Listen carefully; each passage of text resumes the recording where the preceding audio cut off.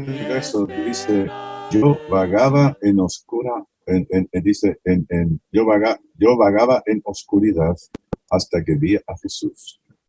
Por su amor y su verdad me amaneció la luz. Cristo es la luz del mundo. Cristo es la luz del mundo. Abran sus Biblias, por favor, a Lucas, capítulo 35. Capítulo 35. Vamos a leer, son unos pocos versículos, 3, 4, 5, 6, 7, 8, 9 versículos. ¿Ok? Si tienen papel y lápiz, para que tomen nota de algunos conceptos, algunas frases, algunas aclaraciones, y espero que todos seamos edificados, seamos corregidos, y que nos ayude para ser mejores hijos suyos. Dice así la Escritura, Lucas capítulo 18, versículo 35 al 43. Dice, aconteció que acercándose Jesús a Jericó, un ciego estaba sentado junto al camino mendigando.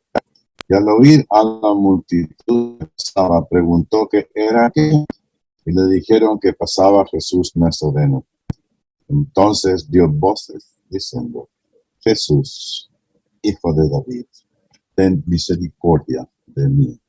Y los que iban delante le reprendían para que callase, pero él clamaba mucho más, Hijo de David, ten misericordia de mí.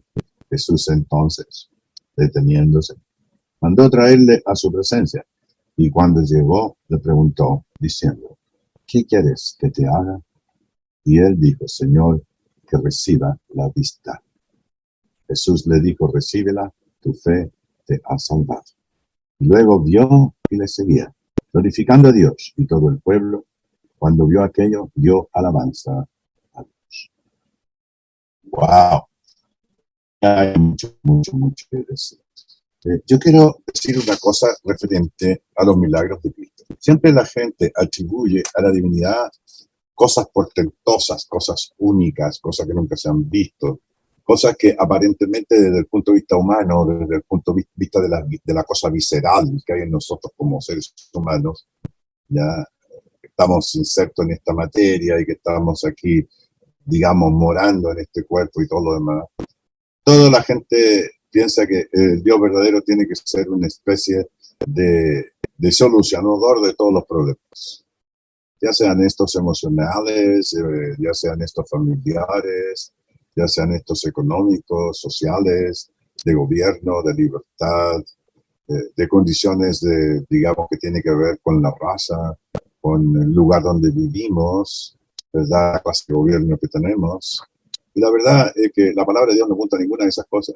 El centro del mensaje del Señor está vinculado a las personas que van a vivir en diferentes condiciones y situaciones difíciles, y que no tiene que ver con países, con fronteras, ni con raza, ni con educación, ni con nada de eso. Tiene que ver con el ser espiritual que hay en nosotros, en la comunión que podemos tener siendo esclavos en un lugar, o siendo libres, o siendo de raza negra, o siendo de cualquier raza, o siendo chilenos, o argentinos, colombianos, o lo que sea, ¿verdad? ¿Por qué razón? Porque el interés del Señor no está radicado en los anhelos y los deseos de la gente, como digamos en el sentido liberal, o en el sentido humanista, o en el sentido modernista. No, Señor, eso tiene otro propósito. Bueno, los milagros de Cristo y de las Escrituras nunca escapan de esa realidad. El Señor no viene a sanar a los enfermos. El Señor no viene, qué sé yo, a dar vista a los ciegos. El Señor no vino exclusivamente a solucionar problemas de esclavitud o a problemas de los gobiernos civiles que tenemos, o a solucionar las guerras, o las traiciones, o el abandono tanto de la mujer de sus hijos, ya, de que se rompen las familias, o arreglar la ruptura, ¿verdad?, a través de una separación cruenta o violenta, y a veces hasta con muerte, que sino que el Señor viene, ¿verdad?, a salvar al hombre, a redimirlo, a darle la luz de Dios. Yo creo firmemente, y no temo a equivocarme, Me puedo equivocar y si alguien estoy equivocado, que alguien me corrija, pero quiero ser bastante cauto en decirlo, pero yo estoy convencido que todos los milagros tenían un propósito. Tenían un propósito. Era dar testimonio a través de cosas portentosas. Milagros, prodigios, señales y maravillas. Que son 4 palabras que describen, ¿verdad?, lo que causó en la gente. Entonces tenemos que analizar los milagros. Aquí se da el milagro de un ciego. Pero en el capítulo 8, perdón, en el capítulo 8, 12, Jesús dice algo que yo quiero que todos ustedes, perdón, en el capítulo 8 del libro de Juan, versículo 12. Por favor, si pueden leer conmigo. El Evangelio de Juan, capítulo 8, versículo 12. 8, 12. Hablando Jesús les dice, Juan 8, 12. Otra vez Jesús les habló diciendo, yo soy la luz del mundo, y el que me sigue no andará en tinieblas, sino que tendrá la luz de la vida.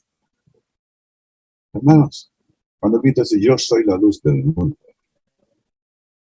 lo que ilumina, lo que hace visible las cosas, las tinieblas, la oscuridad, deben ser horrendas. ¿Ya? El contraste, ¿verdad?, entre la luz y las tinieblas. La luz nos guía, nos dirige, tenemos seguridad, no andamos a tientas. Traten ustedes de cerrar todas las cosas, de cerrar, ponerse en un mundo oscuro, sin mirar, en la noche tenebrosa y oscura. Y traten de hacer lo que ustedes quieren hacer, a ver cómo va a resultar. Seguramente todavía tendremos alguna clase de visión cuando andamos en medio de la oscuridad, pero si saliera el sol y todo lo demás, podríamos ver hasta varios cientos de metros.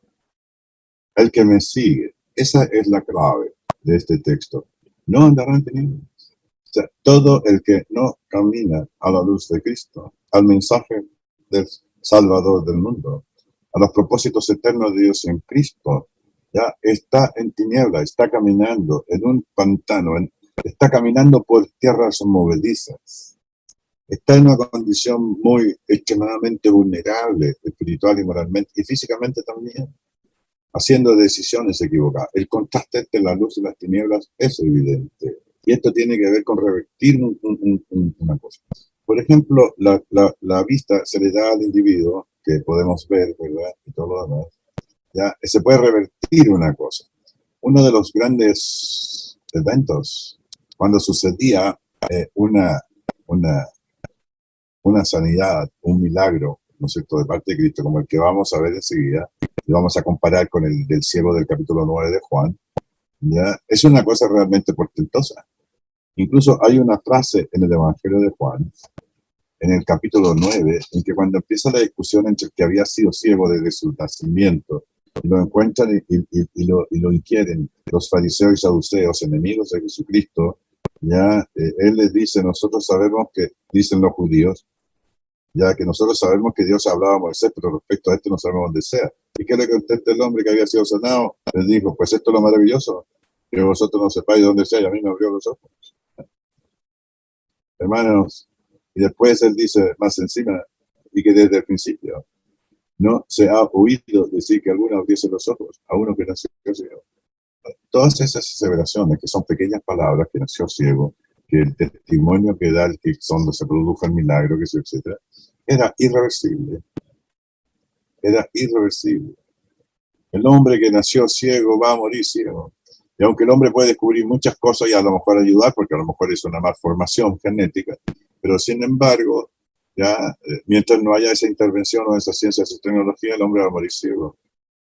Hermanos queridos, yo quiero llamar la atención aquí que los milagros de Jesús, cuando sanó a este ciego, del capítulo 8, desde el estanque de Siloé, del ciego, y diciendo él que yo soy la luz del mundo, en Juan 8, 12, y el que me sigue no andará en tinieblas, sino que tendrá la luz de la vida.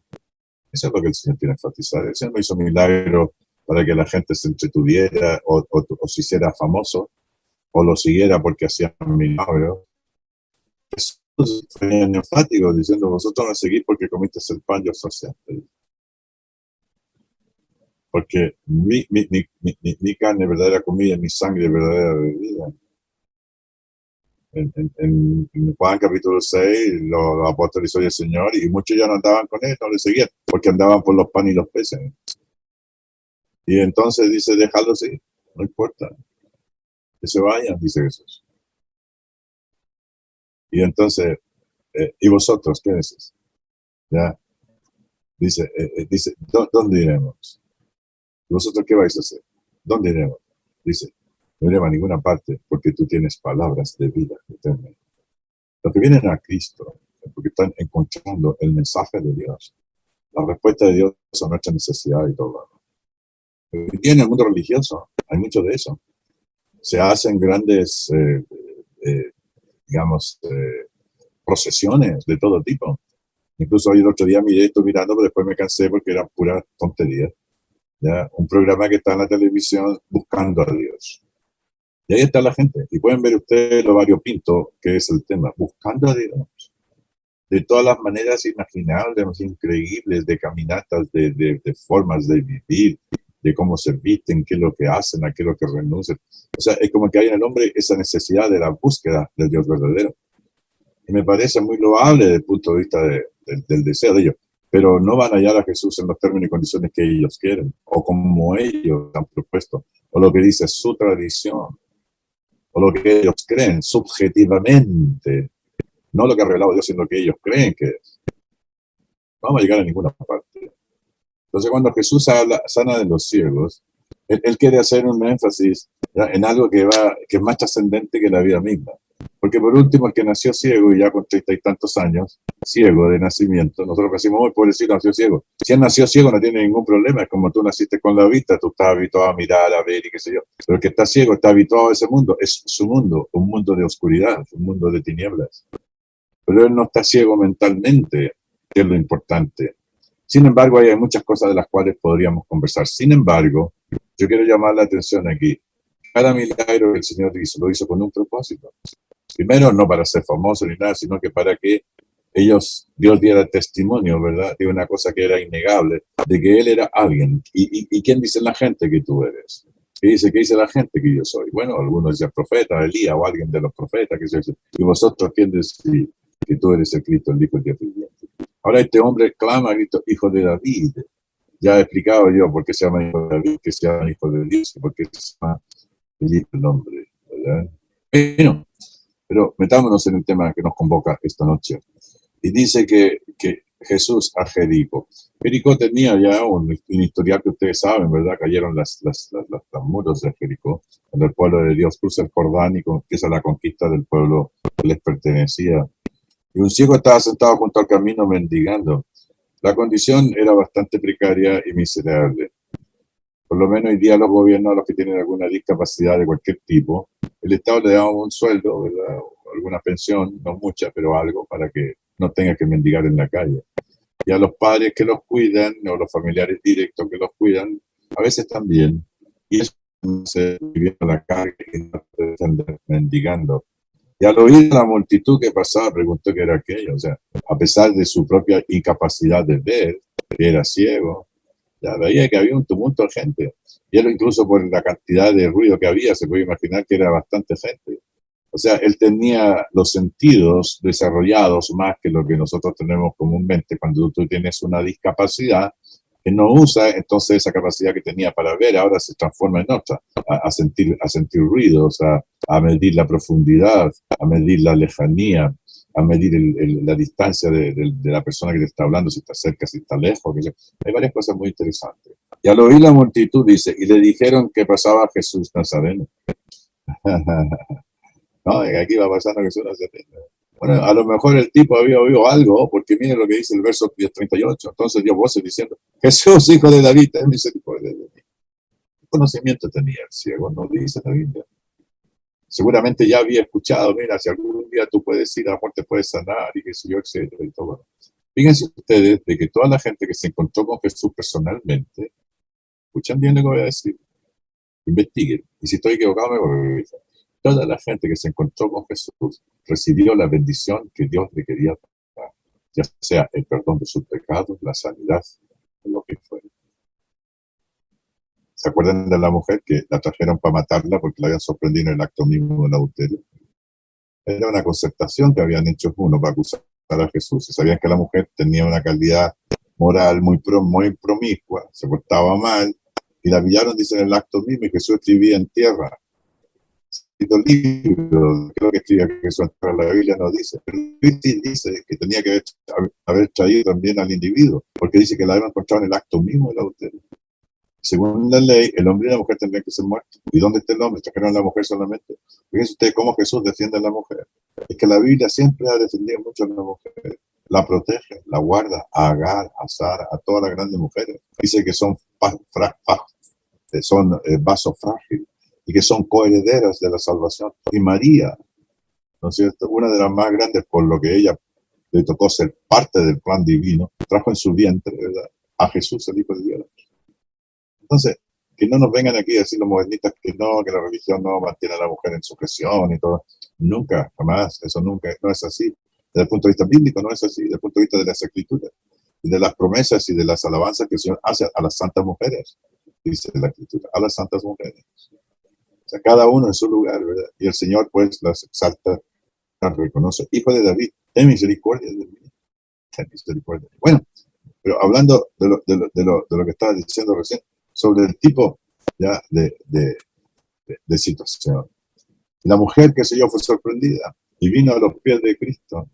Entonces Jesús les dice a los que estaban ahí, ya que el que esté sin pecado, que dice, bueno, que hay que matarla, apenas caso, ya muy bien le dice, entonces, bueno, el que esté sin pecado entre vosotros, que lance la primera piedra. ¿Saben por qué no lo hicieron? Porque ellos se habían concertado y uno de esos que estaba ahí había sido el hombre que se había metido a la mujer con la mujer. ¿Y qué es lo que escribe en tierra? A lo mejor decía, ¿y el hombre dónde está? ¿Y el hombre dónde? Eso lo invento yo ya. ¿El hombre dónde está? ¿Por qué no lo trajeron? O sea, si van a hacer algo, háganlo bien.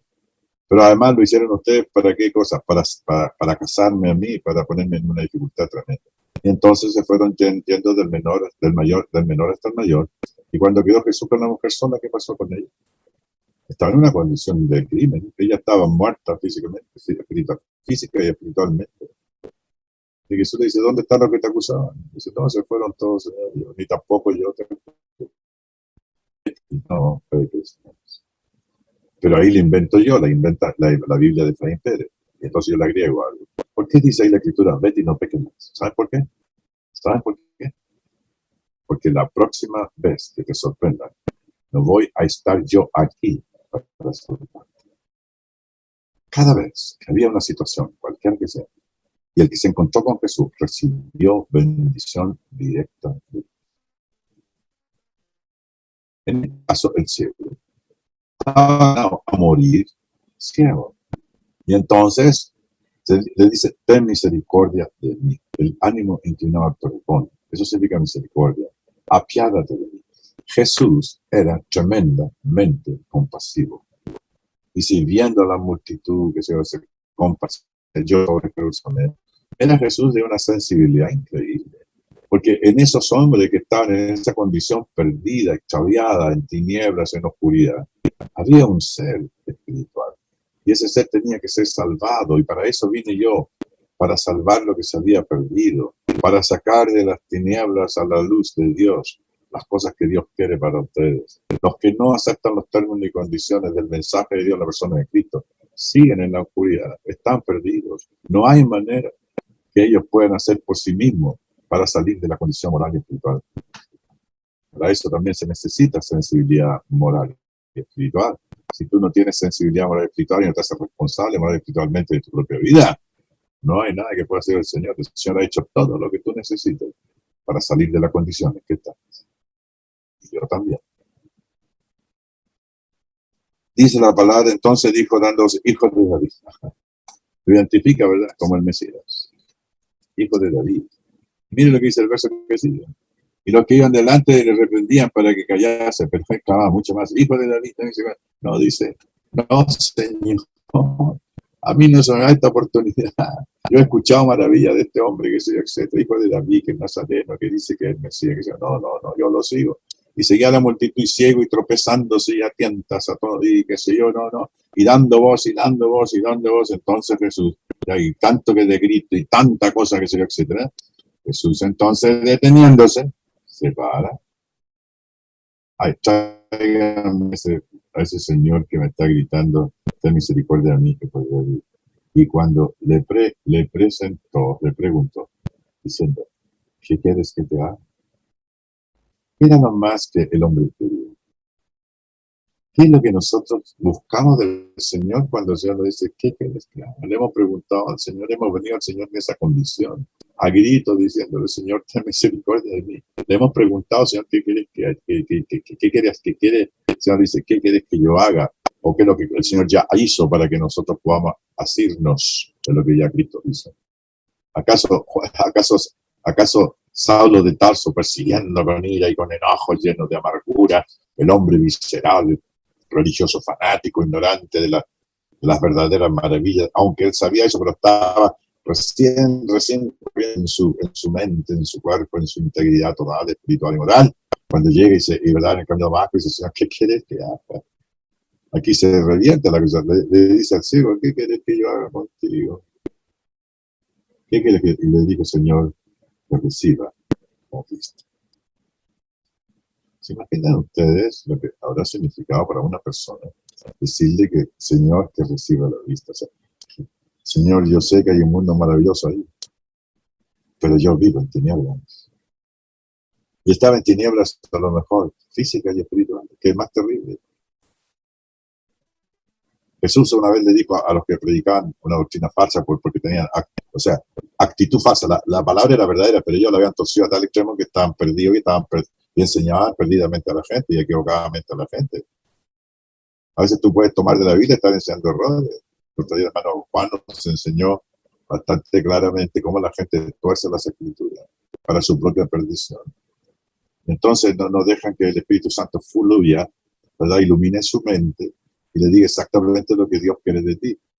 Nosotros somos unos privilegiados, hermanos, de tener esa luz de parte del Señor, de no estar metidos, ¿verdad?, en el mundo religioso. No importa que seamos 4 personas y el gato, si eso no tiene ninguna importancia. Si son más, mejor. Pero mientras nosotros que no perdamos de vista, ¿verdad?, el verdadero mensaje de Dios. Y entonces el hombre, pues mira, quería, lo más que apreciaba él, que recibiera la vista. Y Jesús, siendo tremendamente compasivo y amoroso, le dijo, tu fe te ha salvado. ¿Qué experimentaría emocional, psicológica, moral y espiritualmente Jesús de Nazaret, hijo de David, del Mesías prometido, me curó de la vista? Ya veo. Y el testimonio más grande fue, ¿qué cosa? Que después y luego vio, o sea, quiere decir que fue instantáneo, luego vio y le seguía, y le seguía. ¿A quién? A Cristo. Todos los que Dios los saca de las tinieblas y los deja ver la luz verdadera, siguen a Jesús, los que no permanecen en tinieblas. Y algunos ciegos que salieron de la ceguera espiritual y después abandonaron a Cristo, perdieron el beneficio de esa salvación y de esa luz celestial y volvieron a su oscuridad moral y espiritual. Peor que el perro que vomita y antes que se enfríe vuelve a comerse su vómito. Suena repugnante y medio asco así, ¿no? Pero bueno. Que vuelve atrás, ¿verdad? Como el perro que vomita y se come su propio vómito. Y todo el pueblo dice, dice glorificando a Dios, glorificando a Dios. Y todo el pueblo, cuando vio aquello, fíjense ustedes, dio alabanza. O sea, la gente quedaba perpleja, atónitos, boquiabiertos, sorprendida a tal grado, que no había explicación posible. Y no había manera de negarlo, porque aquí está el tipo, ¿verdad? Que antes pedía limonas y aquí está. Y está en una condición bastante traumática, por decirlo de una manera, pero ahora es tremendo, ¿no? Voy a compartir con ustedes 5 pensamientos que tienen que ver con los milagros. Pongan a prueba los milagros de los hombres a la luz de las Escrituras. Los milagros de Cristo primero fueron instantáneos, fueron completos, fueron comprobables,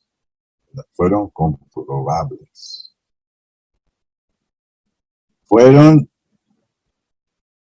que la gente, primero fueron visibles, fueron instantáneos, fueron visibles, fueron comprobables, fueron completos y además fueron irreversibles en cuanto al padecer de la persona. Si era ciego, iba a permanecer ciego siempre. Pongan esas 5 preguntas y todos los milagros de la Biblia tienen que responder a esas 5 cosas. Eran visibles, comprobables, completos, instantáneos e irreversibles. Si no se producía el milagro, una cosa portentosa, milagro es la suspensión de la ley natural, era revertir. Todos nosotros hemos sido revertidos espiritual y moralmente, porque nos sacó de las tinieblas su luz admirable. Morimos al mundo por medio del bautismo y andamos en vida nueva. O sea, estábamos muertos, pero ahora hemos revivido. ¿Acaso no le dice Jesús, el hijo pródigo, a su hermano cuando se pone envidioso? Oye, ¿qué es lo que se abulla? No, que hay fiesta. Oye, ¿qué es lo que pasa? No, dice que tu hermano ha vuelto, el que estaba perdido muerto, y tu padre ha hecho fiesta para ellos. Cuando llega se enojan su papá. Y el argumento más potente que dice, padre, mira, todo lo mío es tuyo, no te preocupes, que si tu hermano está perdido, se ha hallado, ha muerto, ya ha vivido. Tremendo. Es así el evangelio. Es lo que el Señor quiere. Nosotros venimos de la muerte a la vida. ¿Ya? Y el símbolo del bautismo significa la muerte, sepultura y resurrección de Cristo. Todos los que niegan el bautismo para perdón de pecado están negando la muerte, sepultura y resurrección de Cristo. ¿Por qué? Porque enseñan doctrinas falsas. Creen que son salvos por la fe solo, y no es así. No es una cuestión subjetiva. La fe es por fe y para fe. Por fe significa la revelación de la doctrina de Cristo, ese es el objeto, la fe objetiva. Por fe y para fe, es otra fe, es la aceptación intelectual de la responsabilidad moral y espiritual que tenemos a esa revelación objetiva de Dios, que es la palabra. Demos gracias a Dios que así es. Bueno, yo quiero llevarlos al libro de Juan, para que hagamos alguna pequeña reflexión y con eso termino. Muy bien, en el capítulo 8 vamos al libro de Juan y vamos a hacer una armonía, no una armonía, sino que vamos a hacer un paralelo, porque no es el único ciego que Cristo resucitó, como tampoco fue el único que sanó de la vista, sino el único que sanó de una epidemia, de una fiebre, de una muerte. Y todos fueron cuestiones bien puntuales y que apuntaban para dar testimonio que él era el Hijo de Dios, con grandes señales, prodigios y milagros, dice Hebreos. ¿Se acuerdan en el libro de Hebreos? Cuando él está exhortando, oye, no vuelvan atrás ustedes para que no perdamos una salvación tan grande. ¿Cuál salvación tan grande? El evangelio de la salvación de Cristo. Dice, por tanto, capítulo 2 de Hebreo, dice, verso 1, es necesario que con más diligencia atendamos a las cosas que hemos oído, no sea que nos deslicemos. Le dice a los judíos que se habían hecho cristianos. Porque, Hebreos 2, porque si la palabra dice por medio de los ángeles fue firme, y así fue, y toda transgresión y desobediencia recibió justa retribución, y así fue.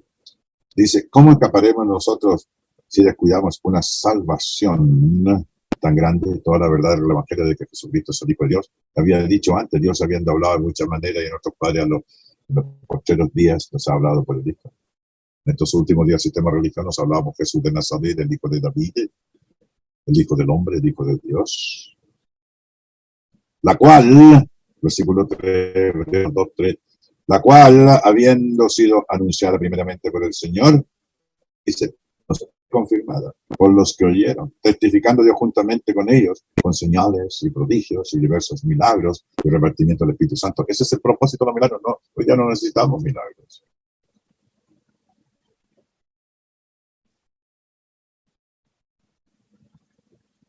Hermanitos queridos. En el capítulo 8 de Juan, dice, verso 12. Otra vez Jesús les habló diciendo, yo soy la luz del mundo. Eso es lo que Jesús quería siempre enseñar. Cuando sanó a un ciego, eso es lo que él quería. Una sola cosa yo sé, que yo era ciego. No, el que sí me sigue no andará en tinieblas, sino que tendrá la luz. Tendrá la luz. ¿Cuál es la condición tuya, hermano, la mía? ¿Cuál es la condición de los que están fuera? A lo mejor no son ciegos físicamente, pero están igual en tinieblas. Viven en oscuridad. Dice, vagaba yo en oscuridad hasta que vi a Jesús. Sí, así es, el himno que cantamos.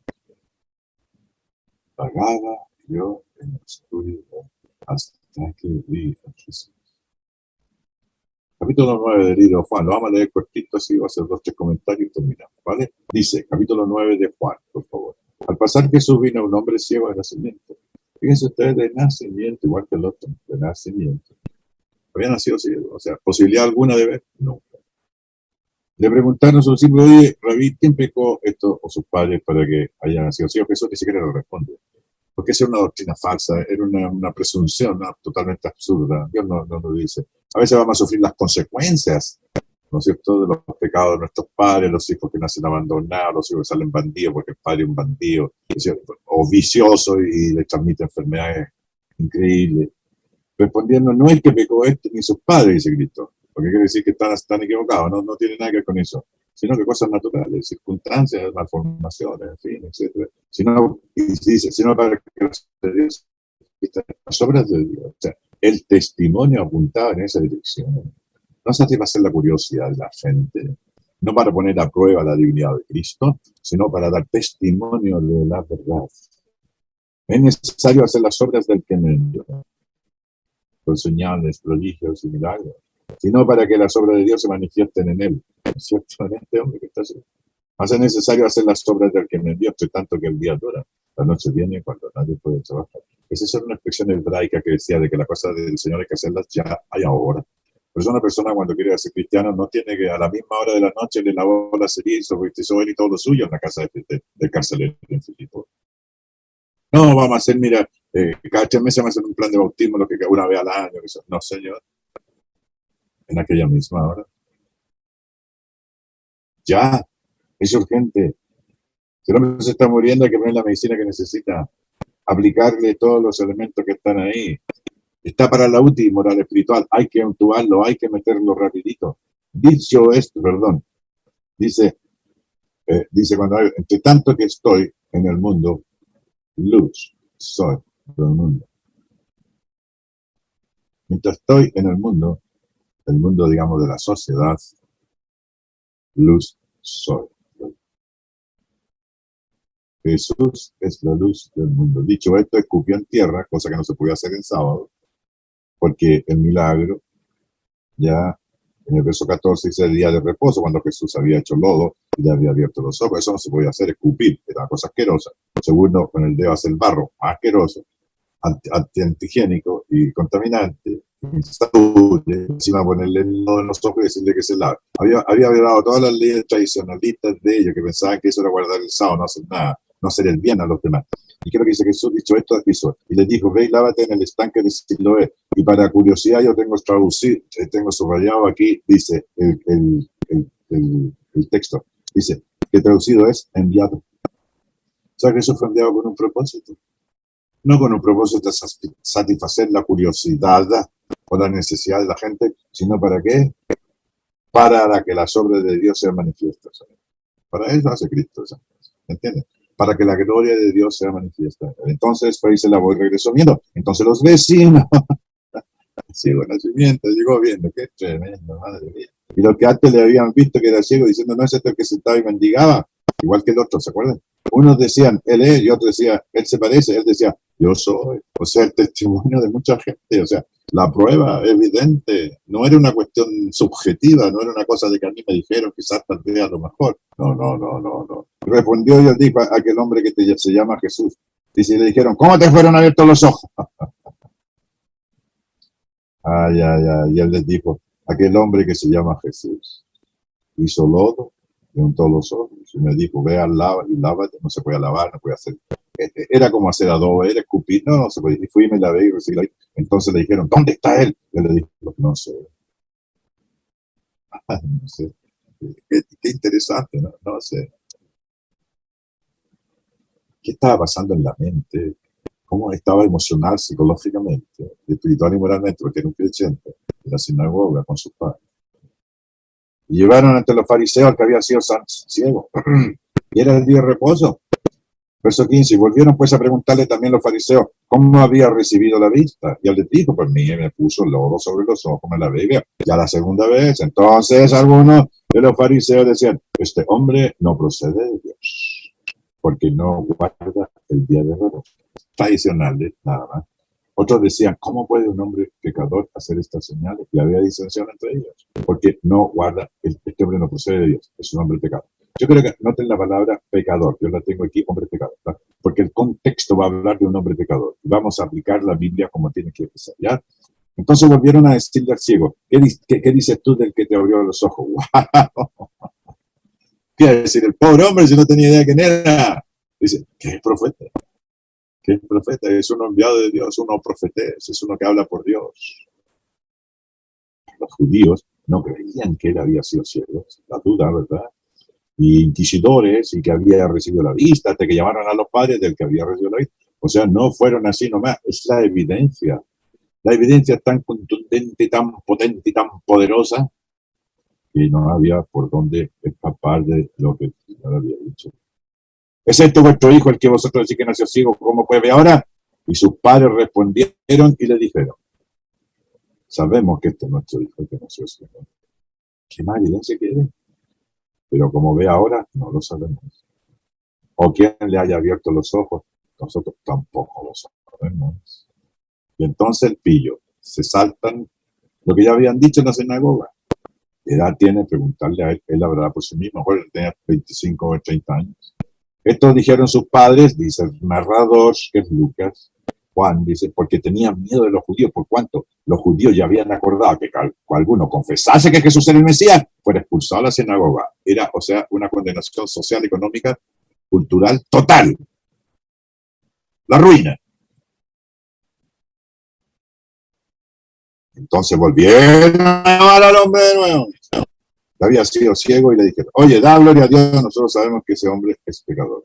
Hombre pecador, sabemos que ese hombre es pecador. Fíjense ustedes los tres textos, que voy a citar la palabra pecador. Entonces respondió y les dijo, mire, si es pecador, tercera vez, no lo sé. Una cosa sé, que habiendo yo sido ciego, ahora. Qué tremendo, qué maravilla, qué tremendo. Wow.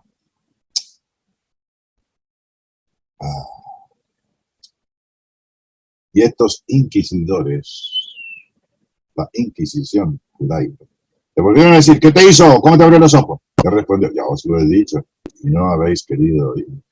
¿Por qué no queréis oír otra vez?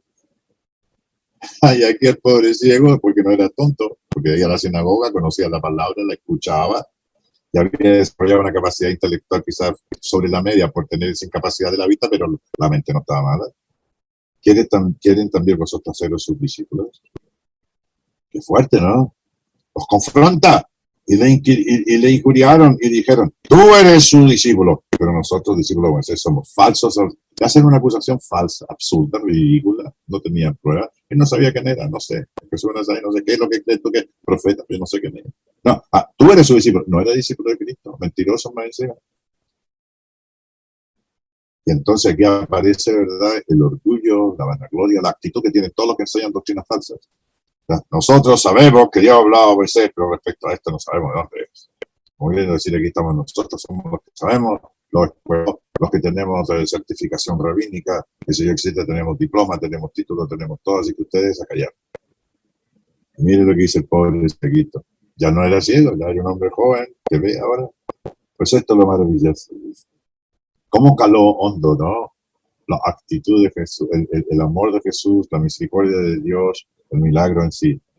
Y dice, sabemos, dice, pues esto es lo maravilloso, que vosotros no sepáis de dónde sea. Y a mí me abrió los ojos. Entonces, aquí agarró el pobre cieguito, que ya no era ciego, sino que veía. Y están los otros ahí con los ojos abiertos, por quererse, no queriéndoselo comer, qué sé yo, porque así son los falsos, ¿no es cierto? El diablo mismo revolcándose, Satanás injuriendo a Dios, a Jesucristo, menospreciando la autoridad divina, instrumentos del diablo y engendro de Satanás. Sabemos que Dios no oye a los pecadores, le dice el cieguito. Pero si alguno es temeroso de Dios y hace su voluntad.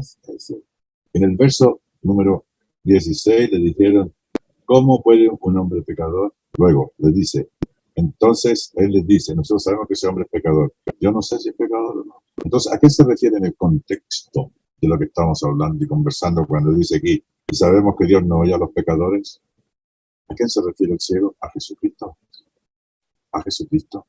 Y ese texto algunos hermanos dicen, no, yo no veo a los pecadores, porque ¿cómo va a oír a un pecador? No, aquí en este texto se refiere a Jesucristo. Y el Señor sí va a oír a los pecadores, pero no ese es el texto correcto, porque está fuera de su contexto. No está hablando de cualquier hombre, está hablando de Cristo.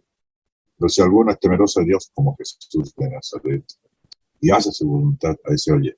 Ese es el principio. Que si alguno es temeroso de Dios, y hace su voluntad, a ese oye. Si alguno es temeroso de Dios y no conoce al Señor y ora al Señor que le dé sabiduría y que le ilumine y que sea, etcétera, va a ser como un carcelero de Filipo, o como la mujer Lidia que estaba en el campo el sábado con las mujeres, o cualquier persona en el mundo que tenga la necesidad espiritual de encontrarse con el Señor. Esa oración va a ser escuchada y eso va a levantar los medios, las maneras, las formas para que ese hombre escuche la verdad. Ahora, y luego remata y de aquí ya esto ya es como que dice el broche de oro de este cieguito que había sido sanado, que ahora ve. En el principio, sí, que son los ojos, aún, ya la evidencia más contundente. Aquí hay 7 u 8 evidencias totales y completas como son los milagros verdaderos. Los demás son falsos. Hay un libro que se llama Fraude Cautivante. Sí, se meten en internet y lo pueden buscar por ahí, a lo mejor Ediciones Vida o alguien por ahí. Alguien escribió un libro muy interesante sobre todos los engaños que hacen la gente, los brujos, los carománticos, los criptománticos, los tarotistas y todos los demás, los brujos y todos aquellos videntes, ya que generalmente consultan hasta los presidentes, los consultan. Y respondiendo, dicen, y si dice el ciego, no viniera de Dios, nada podría hacer. Qué lindo, ¿no? El Señor nos ha abierto los ojos a todos nosotros, nos ha resucitado, nos ha sacado de las tinieblas. Podemos decir de él, que el que dice, si no viniera de Dios, nada podría hacer. Y entonces le respondieron y dijeron, ¿y tú naciste del todo en pecado? No era cierto. No había nacido en pecado. Circunstancias de la genética. Y nos enseñas a nosotros. Y la expulsan. Así es la doctrina falsa. Pero mire cómo termina. Y oyó Jesús que le habían expulsado y hablando le dijo, ¿crees tú en el Hijo de Dios? Ya no es Jesús David, hijo de David, o Jesús de Nazaret. ¿Crees tú en el Hijo de Dios? Hijo de David, hijo de Dios, hijo del hombre. Hijo de Dios en origen, Dios mismo. Hijo de David por derecho, por profecía, siendo rey. E hijo del hombre, para enseñar a los hijos de los hombres cómo es el Hijo de Dios. Y respondió él y dijo, ¿quién es Señor para que crea en él? Yo te hago la pregunta a ti. ¿Crees tú en el Hijo de Dios? Y puedes responder, ¿quién es Señor para que crea en él? Que Señor les bendiga. Muchas gracias.